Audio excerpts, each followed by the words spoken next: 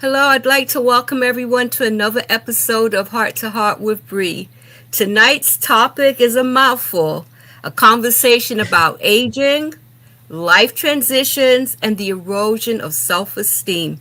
Tonight's guest is my dear friend Herbert Buckley. Would you please introduce yourself to the viewers?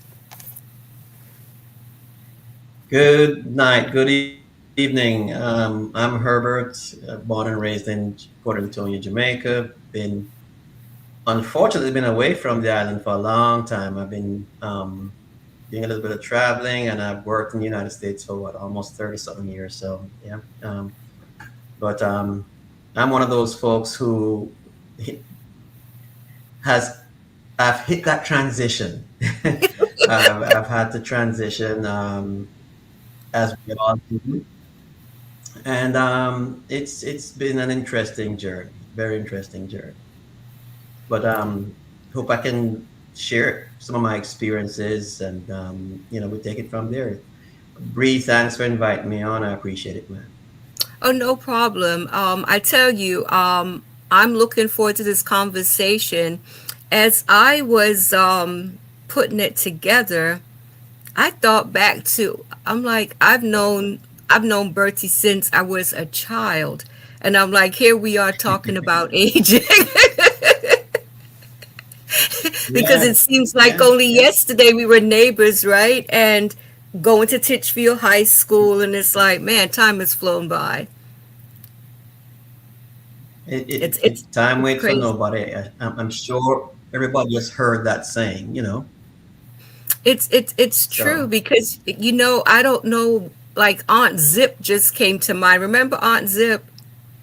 I think she was Uni's grandma absolutely. or something. Right, right. And here we are now, probably about the age that Aunt Zip was back then. It's like we're in our 60s now. And when I was younger, a person in their 60s seemed so old. So it's like I'm looking back, looking at it from younger eyes when I was a child to now. I honestly don't see myself as old. I may have moments of feeling old, but I'm looking forward to the conversation. So, many people Hmm. say aging doesn't happen all at once. It's a collection of small moments that gradually changes how we see ourselves. Was there a moment when you realized you entered a different season of life? So the thing about it is, my experience is it has crept up on me, and it tends to creep up on most people. I remember when I was in my late 40s, I went out to dinner. And it wasn't dinner, it was myself and the kids, myself and three of my kids at the time. And the two boys started playing in my hair. And I said, "What's up with this?" I said, "Pops, you got crop circles." I said, what you mean by crop circles? You have a bald spot here, you have a bald spot there.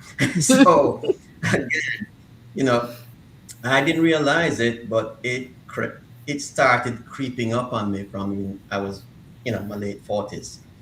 So yes, it doesn't announce itself. It doesn't come in with any fanfare. It just slowly gets there, and before you know it, you're you know getting to that point where, yeah, the average onlooker will say, "Hey, that's an old person." I went to a place called Pelican Bay in Jamaica, and it's a nice little hangout and everything.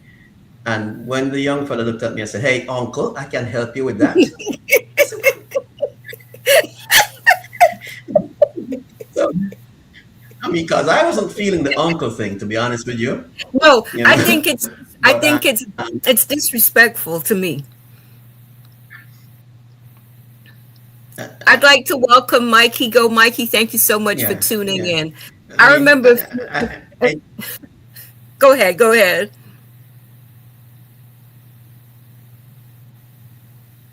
no, I was gonna say. I mean, I don't take it personally. I mean, Hmm. it's you know, just another one of those points in time that got my attention and saying, "Hey, yeah, you're not in your 30s anymore. You're not.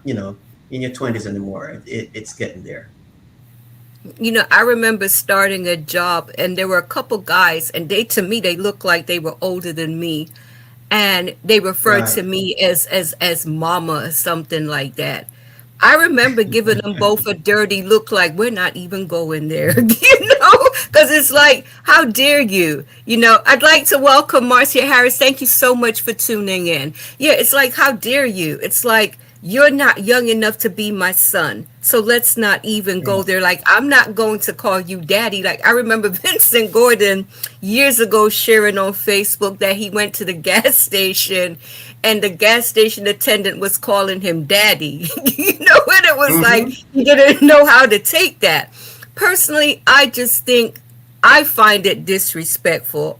I know there's probably not no bad intent behind it, but let's not get too personal, people. That's just my opinion. And again, it is marked in different areas. For example, in Yeah. Jamaica, is where I was called uncle. I've been called daddy. Here, it's in the United States, it's sir or mister, that kind of thing. So again, it just depends on the environment, but it can be unsettling. But the thing is not to let it bother you, That's because true. it, it it could be a demonstration of respect for your age, somebody True. recognizing that you're a person of experience and you have a certain degree of maturity on your side. So I don't find it offensive. um, Okay. Okay, I had to, it took me a little while, like from years back, being called Miss Bridget. That's when I right. realized, okay, I'm going into a new phase of life, but I see that as a sign of respect. I can handle Miss Bridget, but please don't call me mommy or Hmm. mom or anything like that. Now, my next question Yeah. is, do you think that people are actually grieving without realizing it? And what do you think most people fear about getting older? Unfortunately, there are some people who grieve. um, Yeah. um, you know Things change, the circumstances change. You might be at the point where you're no longer actively working, your routine has changed. And for a lot of us, as we get older, once our routine changes, that can be very, very unsettling. You know uh, for me personally, I used to travel a lot. um, I used to take care of. I worked for a large retailer for a long time, and I used to take care of multiple locations. So it had me on the road a lot. When when I was finally told that you know that routine was going to change, I was upset, because it's something that I had gotten accustomed to. So Yes. change, a lot of people struggle with change, and absolutely, I am no exception to that. But it's what you do with the change at the end of the day that makes a difference. You know, you keep on looking for opportunities where you can make a difference in the midst of that change. Um, for example, when I transitioned from a 9 to 5 type of environment, and started this wonderful adventure of real estate that I'm currently doing right now, it was a huge sea change. The good thing about it is that I saw opportunity, and it also gave me purpose. And if you have purpose, you tend to have a better handle, and you don't find yourself grieving about what has been, but you look forward to what could be, and that makes Yes. a big difference. um, Everybody handles it differently. um, some people struggle with the fact that, well, they might not be earning what they earned before financially. Some people struggle with the fact that they don't have the same level of control that they had. And those are all valid situations. Yes. But the only constant in life, as everybody knows, is change. And we have to embrace change at some point in our time. Well, not at some point, but all the time. Yes, I It's agree. what you make of it. It's what you make of it. It's not a detriment. It can be a very huge positive. I definitely agree. I'd like to welcome Andrew. He says, AARP, good night to all. You know, when seeing that AARP, I remember the first time I got one of those cards in the mail. Do you remember getting one in the mail, like when I was about to turn 50, I believe? And I remember feeling I, so insulted, you know? yeah, National Park in Texas, Okay. Southwest Texas. That's right there down on the border of Mexico and Texas, right? And guess what? I was able to claim a 65 and over park pass, and it saved me $25. You Hey, know, see so things, right? absolutely, and absolutely some perks, and that pass is good for the whole year, so I can keep going back Yes. there, and I've paid for it. You know what I'm saying? Yes. I've used um, AARP for things like financial guidance, right? So again, if you can look past the stigma of being, you know, a member of that organization and see, the benefits that are available, it makes a huge difference, Bridget. A Huge useful difference. resource, right? So definitely Absolutely. something to take into consideration. Now, would you agree that one of the things that most people fear about aging, well, getting older, is losing their independence? Absolutely. And it's something I've thought about too. I've always been active all my life.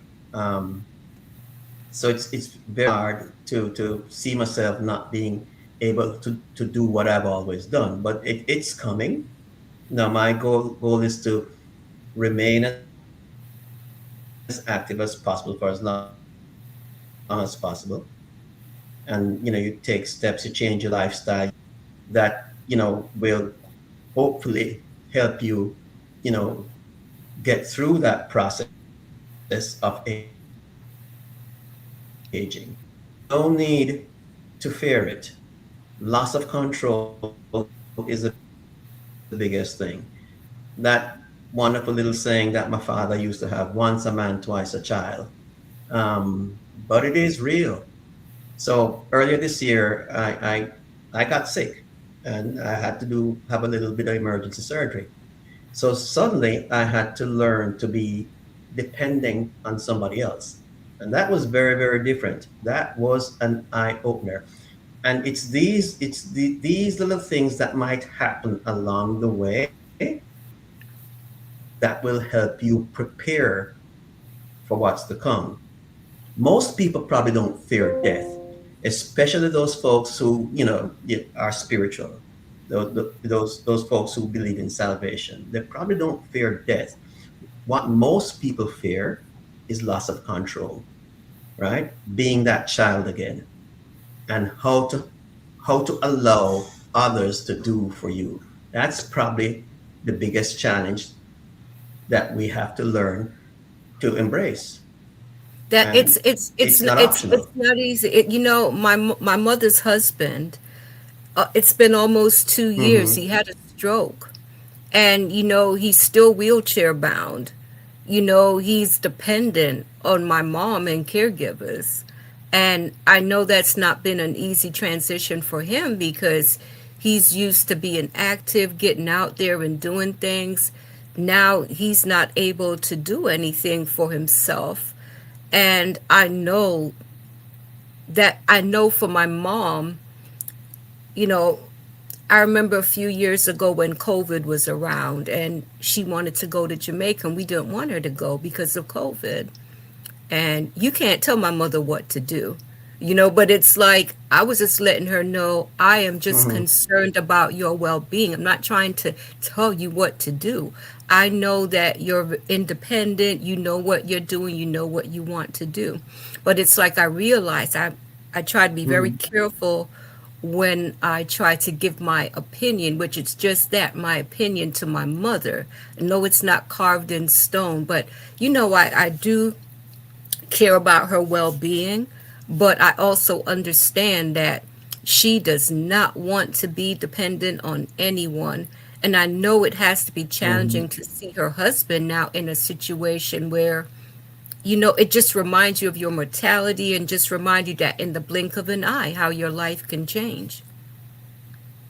No, absolutely. Things can change in the blink of an eye because, again, earlier this year, I got back from Jamaica on April 11th, and I had to be rushed to the emergency room on April 15th, and I was in Wow. the hospital for 10 days. So it was not something planned, but it was a life lesson. It Just was like that. absolutely a life lesson, just like that in the blink of an eye. I mean, thank God I'm feeling great right now. I'm back on my bicycle. I got back out last week and I did 50 something miles. So I'm feeling good, and I give praise and all the glory to my Savior, of course, for Yes. healing me. But again, it taught me that I have to be prepared for change. And change is going to come. It's absolutely going to Yes. come. And we Definitely. can learn from that. We can prepare, get your finances in order. Um, you know, talk to your family about what you're trying to do, right? You know, spend more time loving on your family, loving on friends, because again, past a certain point, when we were younger, the important things was making as much money as possible, owning a home, owning a car. But as we become more seasoned, we realize that relationships are way more important. Things like integrity, things like humility. Those are the things that last a lifetime. Those are the things that you will be remembered for. Yes. How much you loved, how much you cared. I definitely agree with you So, on that. To the viewers out there, please join us in this conversation. If you have any comments, please feel free to post them. Now, I have to ask you, which life transition surprised you the most? mm, probably, um,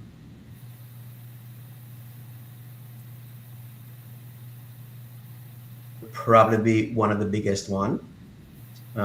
Accustomed to having, you see, I'm in Texas now, and the kids are in North Carolina, so that's a little bit different. I try to see everybody as often as possible, but you know, having them around for so many years as they got older, you know, and knowing that they depended on me, right?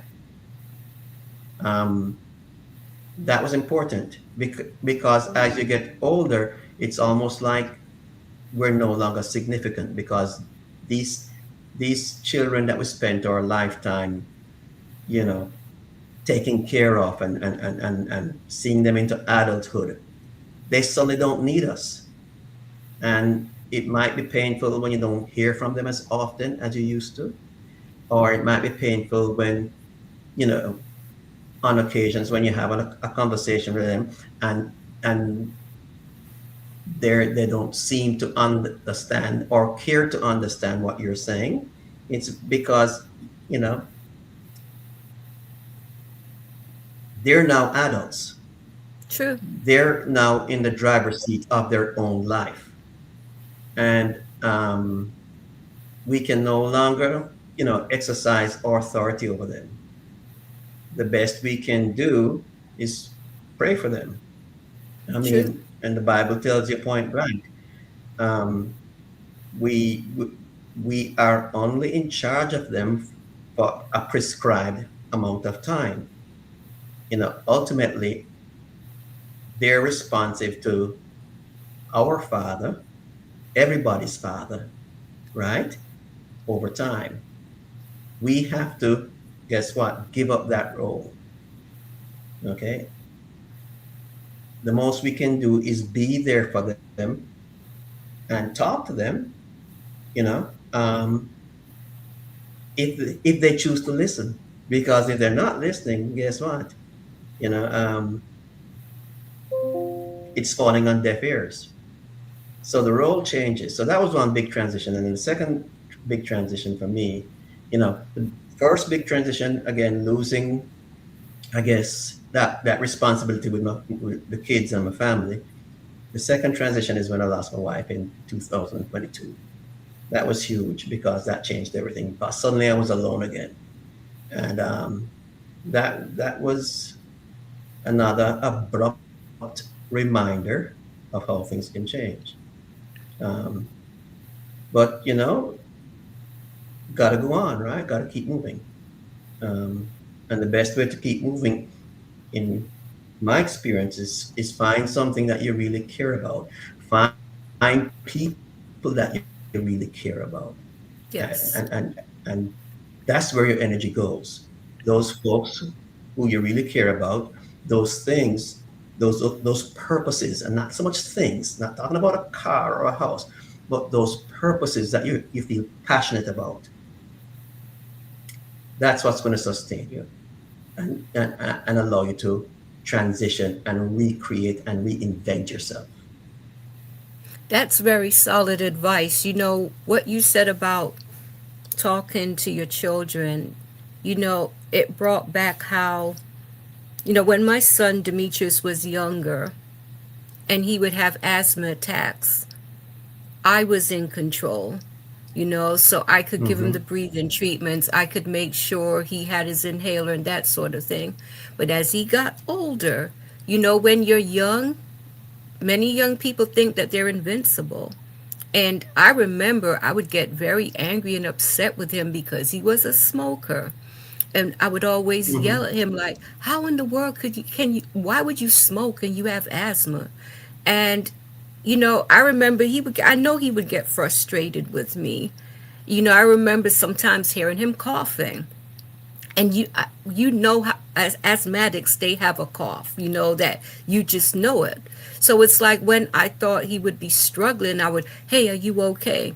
And I remember him looking at me one day like, "Here she goes again." And it really hurt my feelings. And it just took me back Mm-hmm. to when he was a year old and he had that first asthma attack. And as a young mother, it scared the heck out of me. So that never left me. And I had to learn, after he passed away, it was like, "Hey, you try to talk to him about it."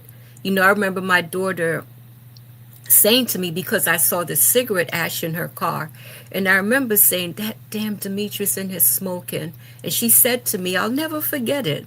She said, "He's 26 years old. He can smoke if he wants to." And I said to her, "He has asthma."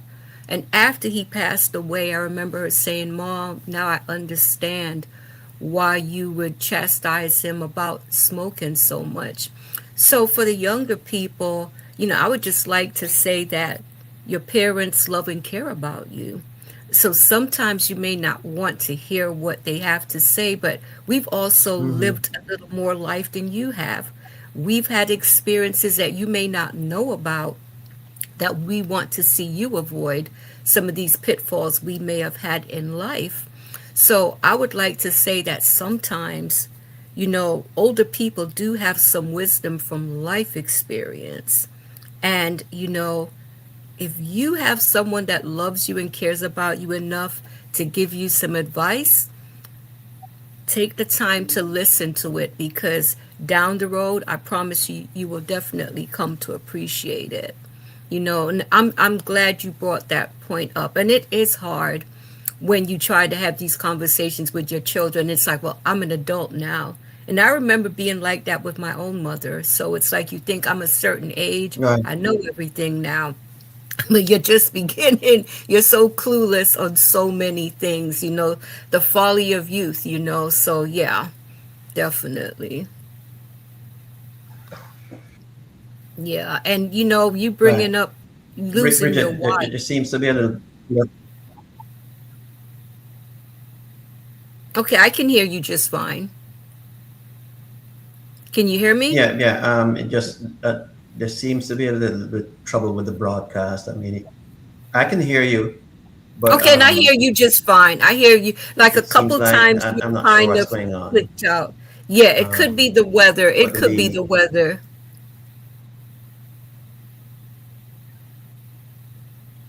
Yeah, but we're fine. Like I see your screen is freezing from time to time. okay, Okay, but all yeah, but right. but so far so good. Yeah, so and with you losing your So far, spouse, so that has to be a tough transition to lose a spouse.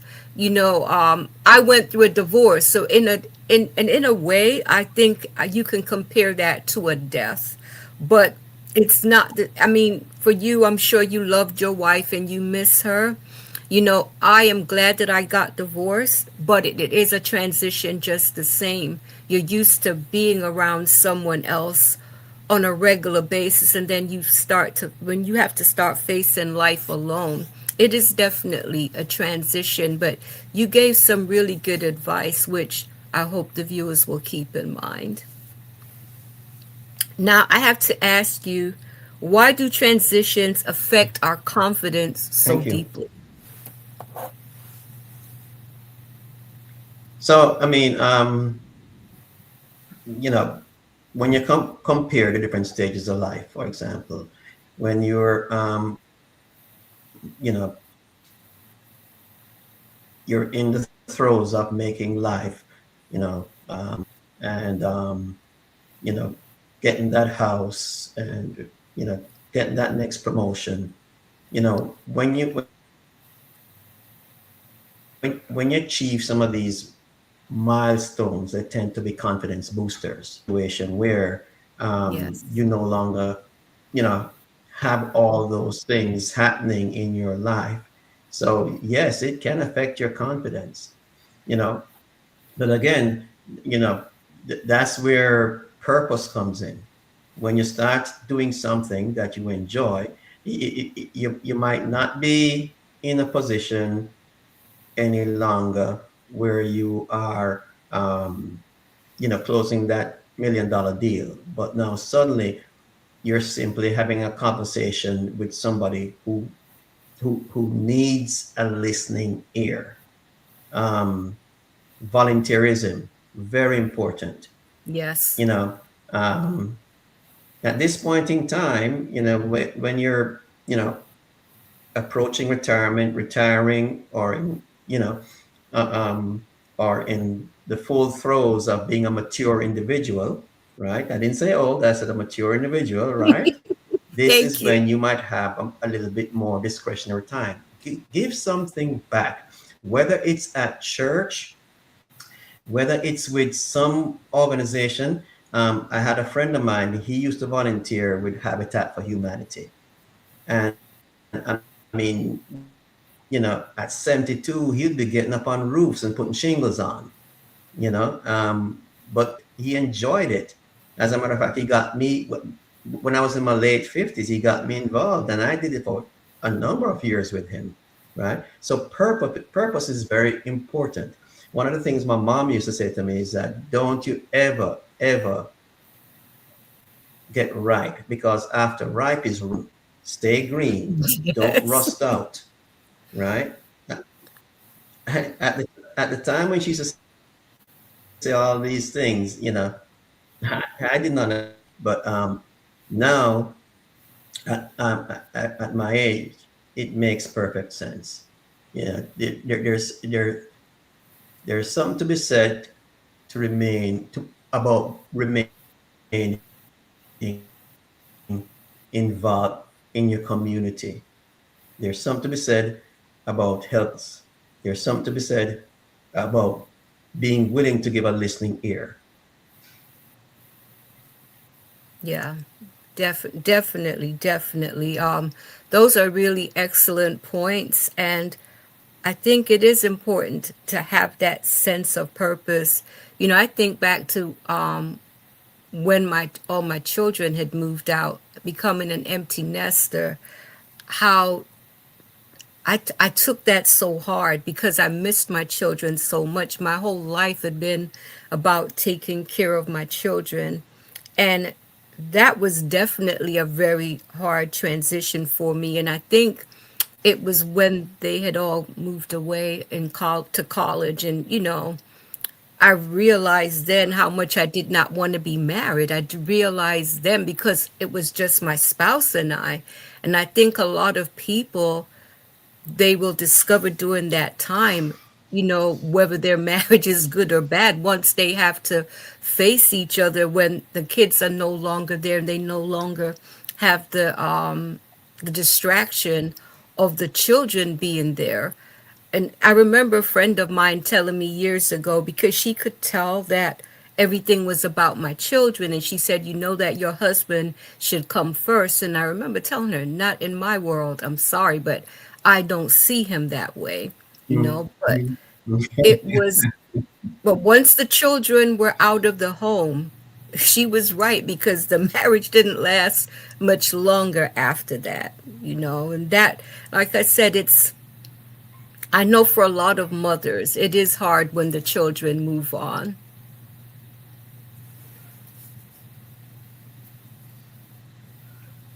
Yeah, so yeah, that transitions, is it something that we would choose for ourselves? Not necessarily, but you said something earlier that, they will come, and whether we're prepared for them or not, we have to face them, and it's what we choose to do. I found that, there are times when depression would take over, and once depression sinks in, Mhm. I think it can make the situation even harder and harder than what it needs to be. And I will continue to stress that seeing a therapist is not the end of the world, or talking to your pastor or trusted friend. Keeping our feelings bottled up inside, that's one of the worst things that we can do. So I think it's really good to keep the lines of communication open.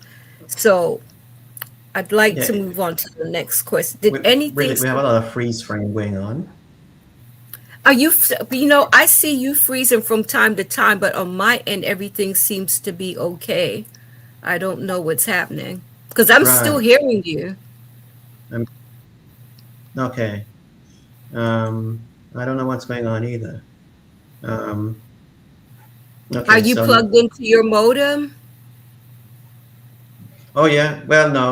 I'm not hardwired. I'm using Wi-Fi. Okay. But Okay, okay. And it's a maybe that, is there a storm in your area or something? no storms. It's nice and clear right Okay. now. Okay. Um, Yeah, I okay. don't know All right. because Let's. from time to time I see your screen freezing, but I am still hearing you just Mm, fine. okay. Okay. All right. Okay. Next question, mademoiselle. Okay. Yeah. So, did anything surprise you about retirement that you didn't anticipate? Um, Not really. Um, I guess I was kind of prepared for it, mainly because of the fact that I retired right about when my wife got really sick. Okay. So I was very busy trying to take care of her at the time. And it wasn't probably until after, I lost her until after she went home that I kind of, you know, fell into a situation where there was quite a bit of depression at that point in time. Um, but again, purpose. One of the things I had promised her was that, because we'd been talking about me doing real estate for about 10 years prior to her getting sick, right? One of the things that I promised her, so, all right, here we go. On my 60th birthday, right? The real estate program here in North Texas was her gift to me. So um, I had to promise her that I would complete the program, that gave me purpose. That's why I keep talking about having a reason to do something. Yes. If I had if I had no focus, no driving force, I probably would have remained depressed, um, because I did withdraw for a minute. Yeah. Um, Understandable.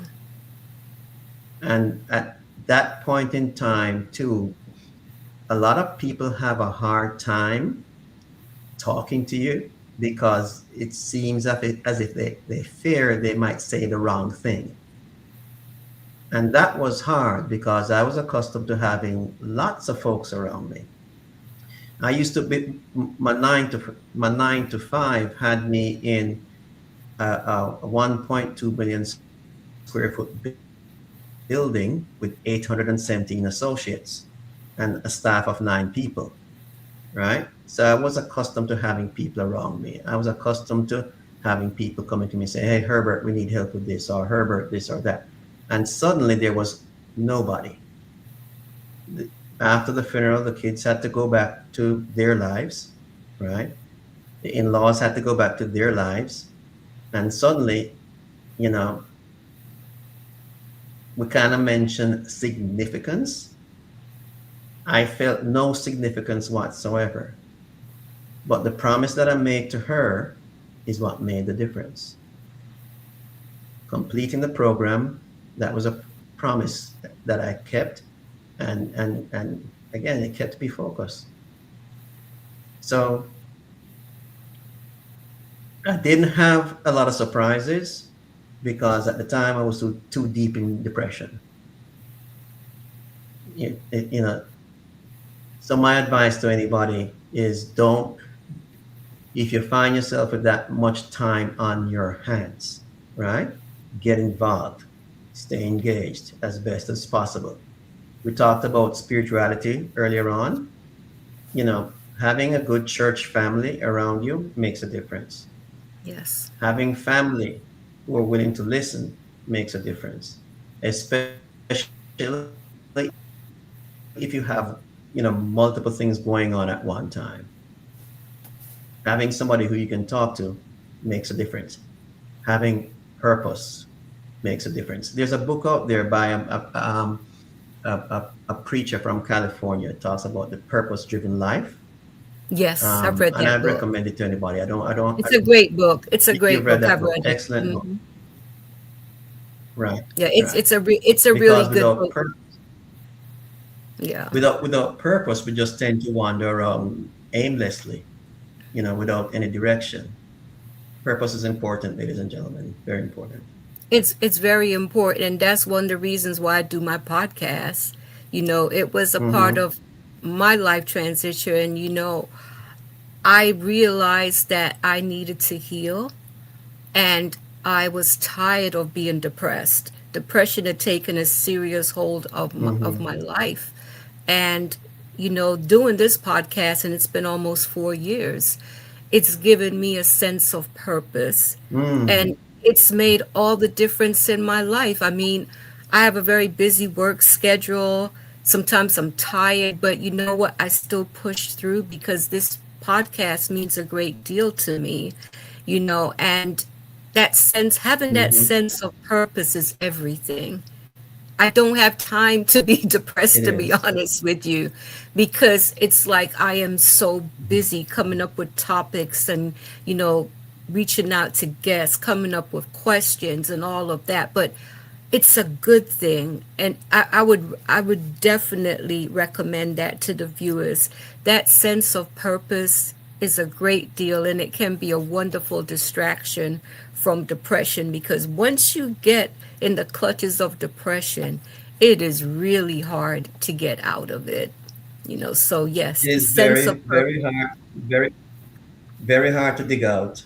And Yes. I mean, for some of you folks out there, it might not be a podcast, it might not be real estate, but it could be, you know, you know, volunteering, um,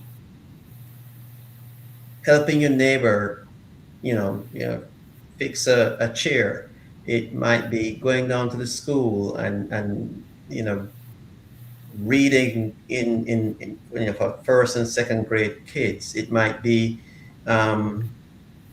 there's so many opportunities out there to So many, volunteer, right? so And many. a lot of times because of the fact that you know you're approaching these volunteer opportunities with this wealth of experience that you gained while you were meaningfully employed, you suddenly become a real asset to that organization. So don't be afraid to show what you can do. Don't be afraid to encourage others. Don't be afraid to share and to love others. Stay engaged. Solid. That's Stay definitely solid engaged. advice. Definitely solid advice. My next question is about difficult transitions. When I lost my son, I remember turning to working out. And I'd lost a lot of weight and I became so fit, which turned out to be a blessing in disguise. And it's something I realized that my body is crying to get back to that point. That being Mhm. dedicated to my workouts, you know, there was definitely a sense of purpose in that. And as I was seeing the results and feeling the results, it was a big motivator for me to continue. And that's something I would encourage the viewers. It could be something as simple as taking a walk. You mentioned, like you like to go out for bike riding. That's a great activity. And that's something you did as a young man, which I definitely remember. I think that Exactly. physical activity is like medicine. So I have to ask you, can difficult transitions be a blessing in disguise? Absolutely. Yes. And I'm glad you brought up the topic of exercise, because exercise helps in resilience. Yes. Um, it it helps physically and it helps mentally. And it doesn't have to be going to the gym. It doesn't have to be getting on a bicycle and riding. It can be anything that you truly enjoy. Because if you will enjoy it, you will do it. Right? What do Yes. I mean by that? Okay, so you play soccer or you used to play soccer. Go find a kids club and go coach soccer and kick a ball. Get some exercise with the kids. Um, if you're a runner, go jog. If you play tennis, go play tennis. If you play table tennis, go play table tennis. Do something that you enjoy, because if you enjoy it, it's no longer a chore. Yes. It's no longer, oh my God, I gotta get up and go do this. No, it's not that. You feel you you feel enthused. You feel energized to do it, whatever it is. Um, if you're a swimmer, go find a pool somewhere and swim, Yes. um, 3 or 4 times a week, or if you live by the ocean, you're blessed to go swim, you know. Um, I absolutely enjoy riding my bicycle. Um, I get out as often as I possibly can. Um, it has helped me rebound from my surgery. Um, it has helped me stay focused mentally. Yes. Um, get out with 2 or 3 other guys sometimes, and we talk as we ride. And before you know it, you've done 30 miles. You know, Yeah. true, you have to get up early in the morning. You got to get out there at It's worth it. 4:35 in the morning It's worth it. before all the crazy people get on the road with their cars. But it is 100% worth it. And I've built bonds. I've built close ties. You know, getting out on my bicycle. And again, it doesn't have to be a bicycle, ladies and gentlemen. It does not have to be a bicycle. It can be anything that you enjoy. Yes. Just Yeah. And I tell you, do it. walking is very Just like Nike, enjoyable. just like the ad says, just do it. Just do it. And something as simple as walking can be a very enjoyable activity. I mean, it's just move. That's the best thing. Just Absolutely. just just get moving, and it's like medicine to the body and to the mind. So I would definitely encourage. And I have to mention travel. something that I enjoy is going on Mm-hmm. cruises. And every time I'm out and I'm just looking out at the water and I'm looking at the sky and I'm looking, it just, I feel so close to God. I feel so connected to God, and it's such a relaxing feeling. I mean, I really It is. enjoy going on cruises. I think traveling, seeing new places, meeting new people is very invigorating. You can even travel domestically. You can go to a new state. You can do, but just get out there and see the world, to the Oh, best of your absolutely. ability. And I think it's that's so rejuvenating. I mean, so again, I know we have an audience that's, local, and we have some folks who are in Jamaica, that kind of thing. And there are places in Jamaica that are so beautiful, right? Yes. And it doesn't cost a whole lot of money. Like I was telling you all earlier about the guy who said, "Uncle, I will help you with that." This this was down in Saint Elizabeth. I had never been to Pelican Bay and Pelican Harbor, but by the time we got out there and we sat down and we swam and ate, and it was not crowded.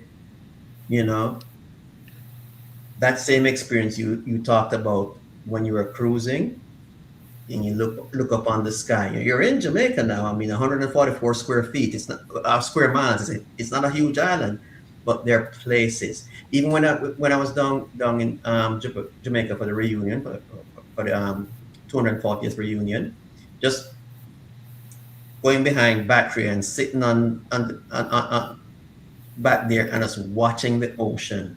You know, spend time with nature. Spend time with God. Just get out, right? Don't limit yourselves. If there's anything, purpose, no limits. There is That is so true. there is more to life than you'd ever imagine. Yes. That is the truth. And, as you mentioned about the battery, I was in One North when I started Titchfield, which was right by the battery wall. Bertie and I attended Right, right. Titchfield High School, and I'm telling you, if you attended Titchfield, I was telling someone I may have seen a couple fights when I was going to Hmm. Titchfield, maybe just two in my whole 5 years there. That was, talk about a relaxing environment, because we're surrounded by the water. You're looking at Hmm. cruise ships pass by, yachts passing. I don't. I still don't understand how I even managed to learn anything, because I was always distracted by just looking out at the beauty of the water surrounding this. Yeah. Such a beautiful, beautiful, beautiful environment that I think we all took for granted, right? It's like walking to school, you're No, looking out in the, absolutely. yeah, so beautiful and serene, right? We were blessed. We were And definitely. there was there was a group of us. So the sun rises in the east, right? Hmm. And Port Antonio, right? Our side of the island. And Yes. Oliver Gordon, he was our PE teacher at one point in time. He used to Oh, have a gee, I group of us remember boys. him. I remember him. Yeah, he used to have a group of us boys who would meet him on a Saturday morning. Sometimes we get up there, in the dark. But until everybody got there, we just sit down and just watch the sunrise. Um, every day that you can, wake up and watch a sunrise, or better yet, every day that you can get up, that's a gift. That's Yes. a gift. Don't worry about what has been, right? Don't worry about what will be. Focus True. on what you can do here and now. Makes a big difference. The only gift we have is the day that we have, and we're living right now. And use So that to the true. best of your ability. Yeah. So that But is no, that I is mean, so true. we Titchfield might not have had some of the fancy things that we see here in the United States that high schools have, right? Or all the amenities. But we were blessed. We were lucky. Oh my I gosh, mean, were we? you know, yeah. I mean, I would not change anything Same about here. I mean, growing oh up. my gosh. I remember telling my dad, when he asked me how did I, what was my experience like in Jamaica and how did I like it. And I remember telling him I have no regrets about my mom taking No us regrets. to Jamaica. I'm like, I went to Titchfield High School, and it's like, what an experience. I lived in Jamaica for 7 years. Mhm. 5 of those was spent at Titchfield. And I tell you, it will always be one of the highlights of my life for sure. That Right. environment so positive, and like you said, we didn't have a lot of the fancy things that other schools had, but what we had, there are other schools that they would love to have that environment, right? I mean, so Absolutely. Yes. Yep. So what an true. amazing experience, what an amazing experience to have. Now I'd like to talk about Right. self-esteem, becoming more fragile as we get older. I remember going out to a women's retreat, and I remember one of the sisters tripping over, and I could tell it just did Mhm. something to her. Like, you feel like here I am, the old woman falling, that sort of thing. But Mhm. I remember saying to her, Mhm. you know what? It's dark and you didn't see what was in front of you, tripped over it. It's not, don't feel, please don't feel like you're old and fragile. And I could tell that she was glad that I said that. I have fallen. I remember about a year ago, I was going to Walmart, but it was really early and it was dark. And I did not see a Mhm. pallet on the ground in front of me and I tripped over it. And it took me, my shoulder was out for a few months. And I tell you, I struggled not to feel old and as if I was falling apart. But you talked about riding your bike early and that being a part of your recuperating journey. Well, I worked out and I had to force myself to move my shoulder because it felt so, but it was like I had to move a little more each day to the point where I could move it comfortably again. But I remember like, man, I was really starting to struggle and not, but feeling I did not want to tell myself, okay, I'm getting older now and here I am falling apart. And I'm glad I was Mhm. able to push through it. But I can see that, and I've spoken to several people who have taken falls, and it just does something to them because they associate it with aging. So I'd like you to talk about why does it become so fragile as we get older? Because, maybe a young person could fall just like an older person can fall. I mean, it's just a part of life. Things will happen. But I think we get in that, like, okay, here I am. This is the part where I start to fall apart. Right. And again, that can absolutely affect your self-esteem. Yes. When suddenly you realize you can't climb that mango tree anymore. Mm-hmm. Um, when suddenly you realize you used to be able to, you know, ride 10 miles in 21 minutes and you can't do it anymore. Um, being comfortable in your own skin is important. Yes. So back in the day when we used to compete, back in the day when we had the cycling club, yeah, it was nothing for us to knock off 10 miles in 20 minutes, 25 minutes. Now suddenly, on my best day, you know, I can probably do 10 miles in 40 minutes. Does that make sense? Um, is that an indictment? No, it's a reality check. I'm no longer Yes. 30. I'm no longer 20. I'm no longer 18. It's a reality check. But on the flip side of that, right,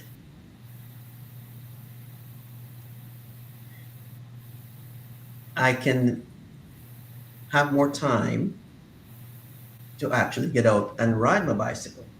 whereas Yes. before I used to be rushed. Um, yes, I have to be more careful because I probably won't heal as fast as I used to in my youth if I do fall off my bike. But the good news is that, again, you know, I've always been a glass half full kind of person. Never really was a glass half empty.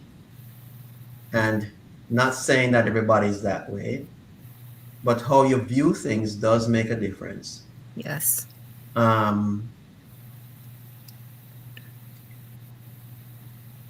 Doing the best you can with what you have makes a difference. Yes. The people that you allow in your life, because now, right, at this point in time, at our age, we can choose who we want in our life. Okay? If you if you surround yourself with positive people, half full kind of people, right? It does make a difference. If Big everybody difference. around you is a naysayer, I mean, everybody knows that little saying, crabs in a barrel. Okay, Yes. you don't want to get pulled down. All right, you want you want to uplift others, and you also want to be uplifted. Definitely. Again, these are the things that can either make or break your self-esteem. If everything or every commentary that you give out, if every opportunity for gratitude is not embraced, you could suffer severe damage to your self-esteem. It's true. You have to lift up others. You have to be grateful for the little things. I am grateful at age 66 I can still get on a bicycle. I am so grateful. Yes. All right. Yes. I am grateful for my 4 kids. I am grateful that I have friends like you, Bree. There is so much to be thankful for. And again, Amen. you know, focus on that half full glass. Stay away from the half empty glass. All right. Amen to that. If everything is negative, it will impact your self-esteem. Don't allow it to impact who you are. That is the truth. And I'm thinking of a church sister that passed away recently, Sister Hilton, a lady from Jamaica who also lived in England for a while. I just felt that connection with her from the time that I met her. She was in her 80s Mhm. when she passed away.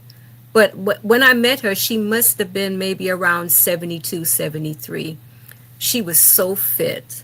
You know, when we were going, like when we went to Jamaica on a missionary trip, she came to that trip.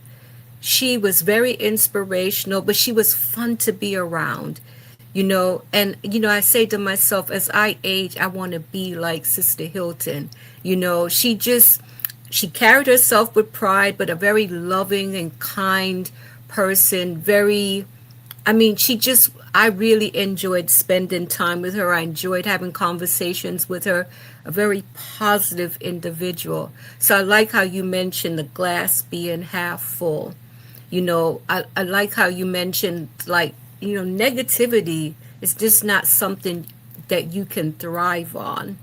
And I think, like you said, we get to choose who we want in our lives. I'm very choosy about who I have in my life now, and I'm thankful for friends like you. I mean, Bertie, we go way back, and I'm so thankful for our friendship. And I think of, I think of the friends that we have had that who are no longer with us. I think about Richard Mhm. Beckford all the time. I think about Natalie Williams.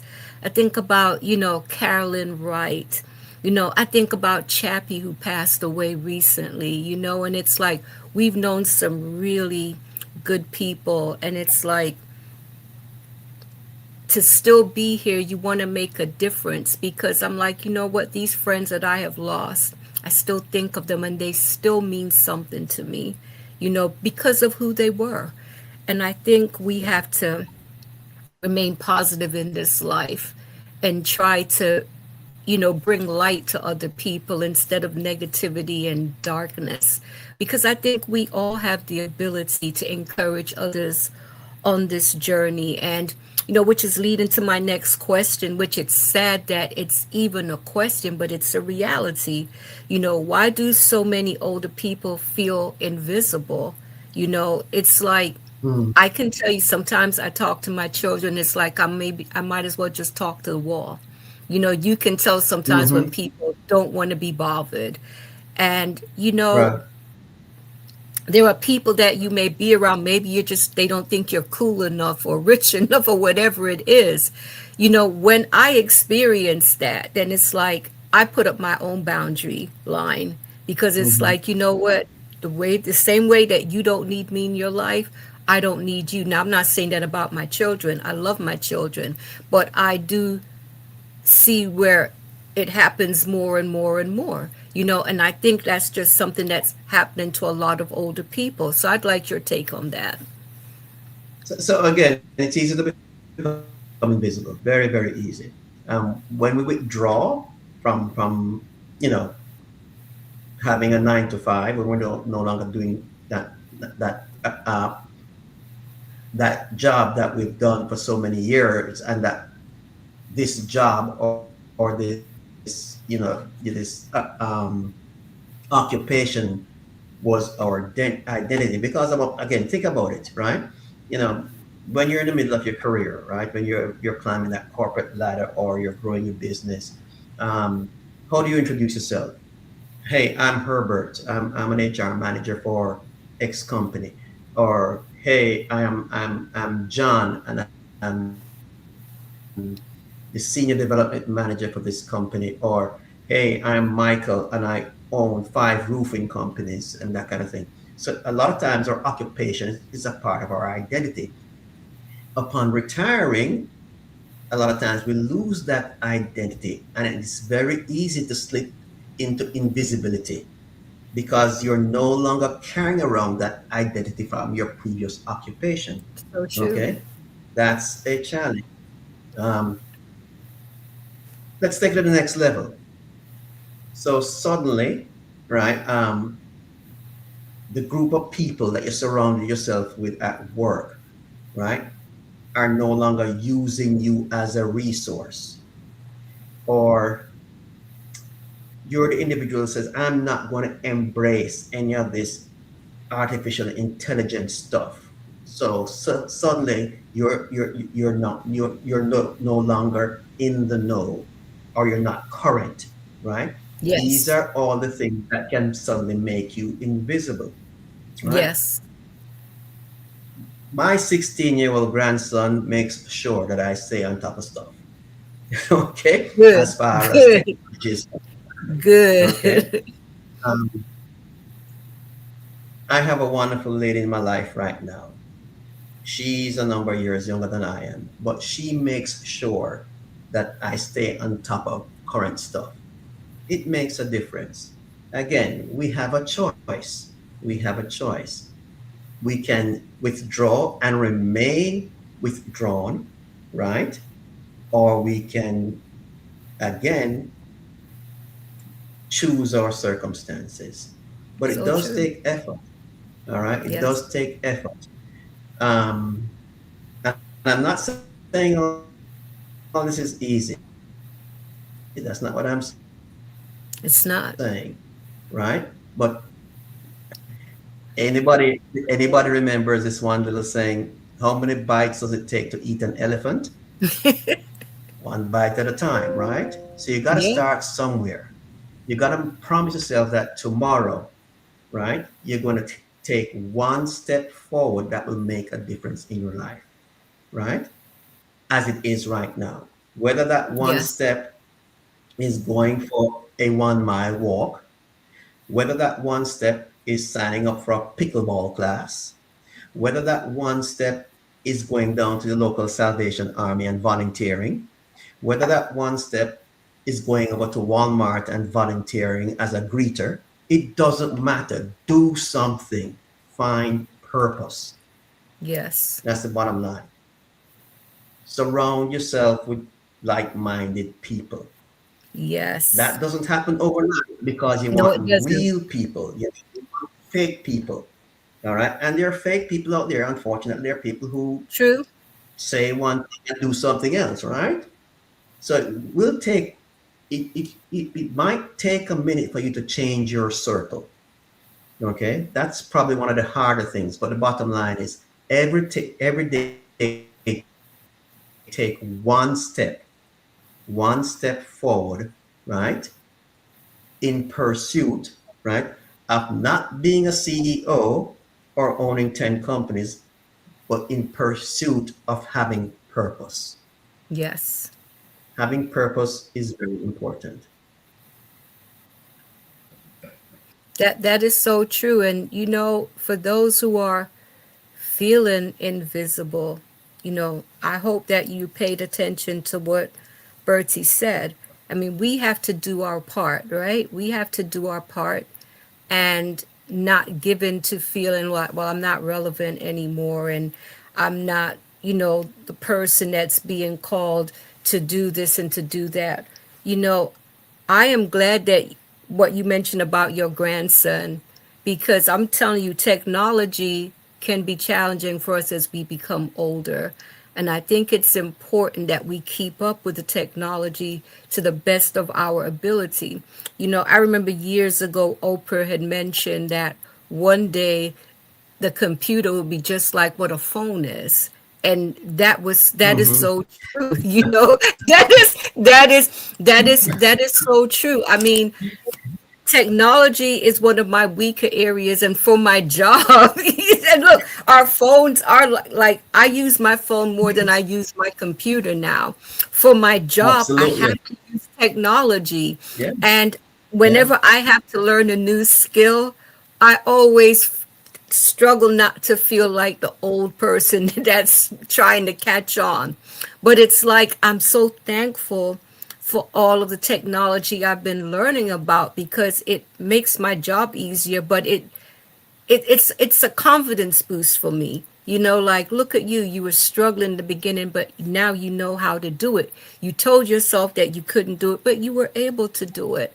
I think we do have to learn to embrace some of these challenges and they can make our life easy and they can enhance our lives. But I have to say social media, I like social media, but I'm not always a fan of social media. I Right. see Right. that. I remember asking my daughter one day because I was at the bus stop with her, and they were all just standing there waiting for the bus. There were no conversations, no interaction, and it made me think back to the days of walking to Titchfield. I met a lot of friends just walking to school. Right. Kids were more friendly. You could be sitting outside for recess or lunchtime, and a kid would just come over and talk to you, right? And you've made a friend for life. And I think with our kids today, they don't have the social skills that we had when we were growing up because we interacted with other children, we interacted with adults, but we weren't afraid to hold a conversation. So what do you think about social media and how it affects us as we age? Well, I use social media quite a bit because, I'm in real estate. And again, we talked about staying um, visible so people know that, you know, you're still a viable entity. So yes, I use social media quite a bit. Now, am I somebody who you could use as a reference for social media? Absolutely not. But I'm learning some stuff. Don't get me wrong now. Yes.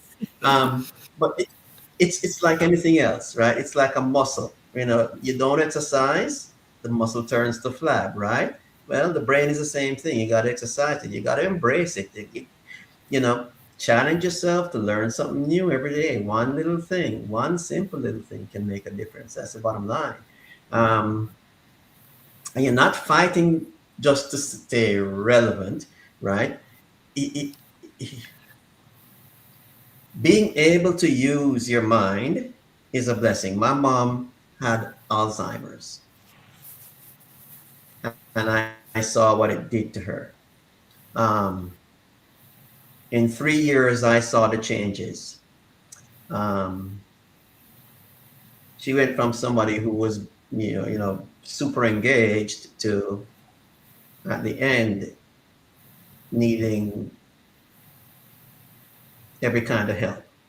Does that make sense? If you have all your faculties together right now, spend time reading every day. I would Yes. tell you to read at least a chapter a day. If you can read 2 chapters a day, whether it's the Bible, whether it's a self-help book, whether it's that AARP magazine, that's talking about investing and travel, but read. Um, and if you can avoid doing the reading on your wonderful phone, right? Do it in a book. There's something about paper and It's nothing like holding that writing. book in your hands. Yes, exactly. Right. So we are at the age right now where we grew up with rotary phones, right? And now we're doing this thing here. So we've seen a lot of change. Don't Yes. be afraid of change. Again, as I said earlier on, right? Change is the only constant. There's always going to be change. You have the option. We are at the age now. We can either embrace it or we can turn our backs on it, right? But technology can help us do a lot of stuff, right? Yes. Why not use it? Why not embrace it to the best of our ability? And I'm not saying that you're going to be, you know, I don't know, the inventor of the next big technological thing. No, that's not what I'm advocating. I'm saying use a tool that's in front of you. You know, it's not just for texting. It's not just for surfing. That's the There's truth. so much that you can do with it. Embrace it. Use it to the best of your ability.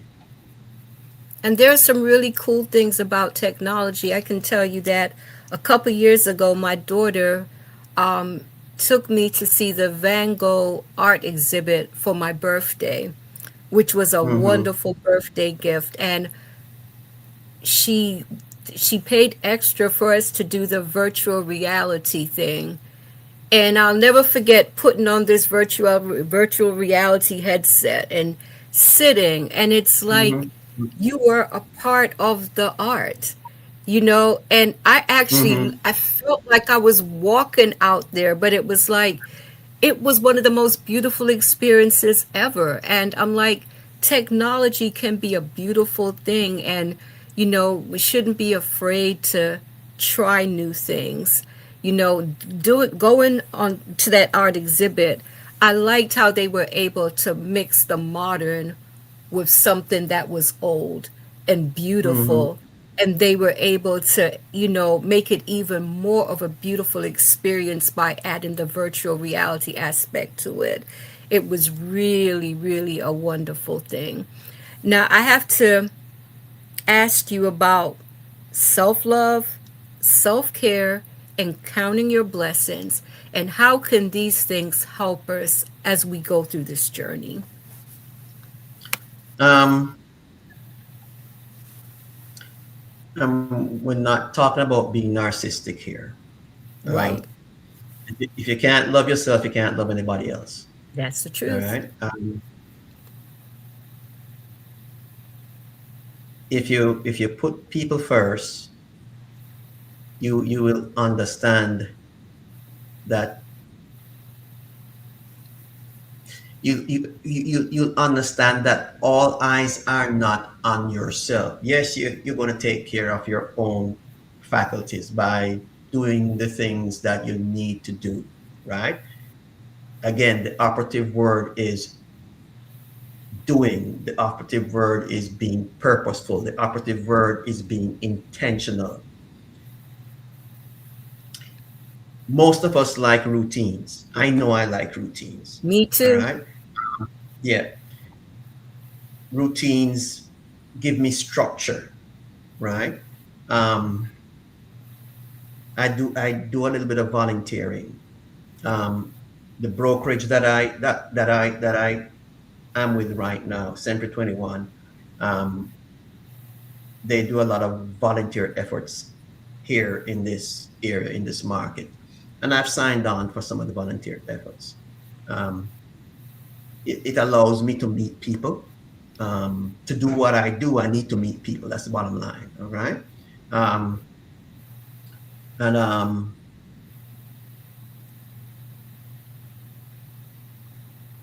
You get a lot of information from others about yourself.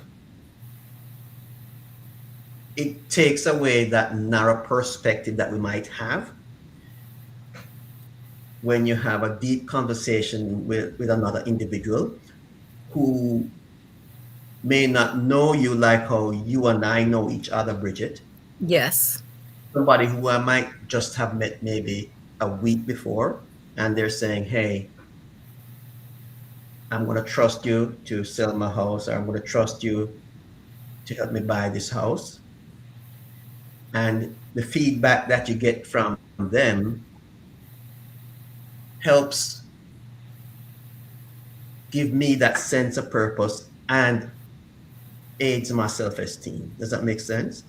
Yes. There's something to be said when somebody sends you a note saying, you have been the most communicative person to walk me through this experience. It feels good. Yes. That's self-love right there. It feels good. It's not coming from you, it's coming from outside. Not that you're looking for accolades, or you want to be adored. But again, it's that purpose, helping somebody get what they want, right? I think that is one of the greatest forms of self-care.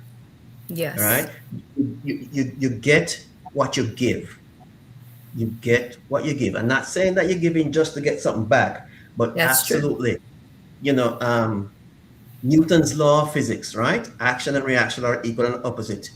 That's the bottom line. It's a physical law. It's a law of nature. You can't plant corn, right, and expect to get tomatoes. You're going to get corn. Yes. Right? Um, so again, don't go out there looking just for the self-interest. Go out there genuinely trying to help people in whatever endeavor it is. Doesn't matter what it is. You try to help. Guess what? That's one of the things that will build healthy relationships, which helps all of us as individuals, which helps us in this transitionary point that we are in our life. Stay involved, be intentional, be purposeful. Yes. Yes. I like everything that you said. And, you know, I turned 63 a couple weeks ago. And I remember thinking, my gosh, I can't believe I'm 63. And then it's like, you know what? I will not live for another 63 years. So Oh. I am embracing, I'm learning, I need to embrace life. I need to see it for the blessing that it is. I need to be able to accept when I look in the mirror, I'm not looking at a 20-year-old version of myself. I have to learn to be thankful for this 63-year-old woman that's looking back at me. I have to learn to Mhm. embrace the gray. You know, it took me a long time to accept the gray hair, but it's like now I actually like it. But it's like seeing the beauty in where I am in my life now and seeing the positive things. Do I have blessings that I can count every day? I have countless blessings. And that's what I have to remind myself of every single day. You know, I want my children to know that, you know what, my mom never gave up on life. And as she got older, she aged gracefully. You know, she tried to impart wisdom to us. She tried to set a good example also. You know, so I would just like to encourage the viewers to embrace where you are in life. Of course, there's always room for improvement, but I think embracing the experience and seeing the positivity in it is a good place to start. Herbert, I would like to thank you so much for this conversation, which we will continue. And I'm really looking forward to it. I know you're a very busy man, so just let me know when you're available. I'd like to ask you, do you have any closing thoughts? No, just again, as mentioned, stay involved, ladies and gentlemen. Stay connected. Um, the high school reunion the other day, 240th. That was a great event. That was a great event. I was able to make contact with so many people I had not seen forever. Um, there are opportunities out there, whether in Jamaica or here in the United States or in Great Britain, wherever you are, it doesn't matter. There are opportunities out there for you to be intentional. Um, so I'll leave you with this: intentional, purposeful, right? Make those two things a part of your life and keep loving and be grateful, right? For everything that you have at this moment.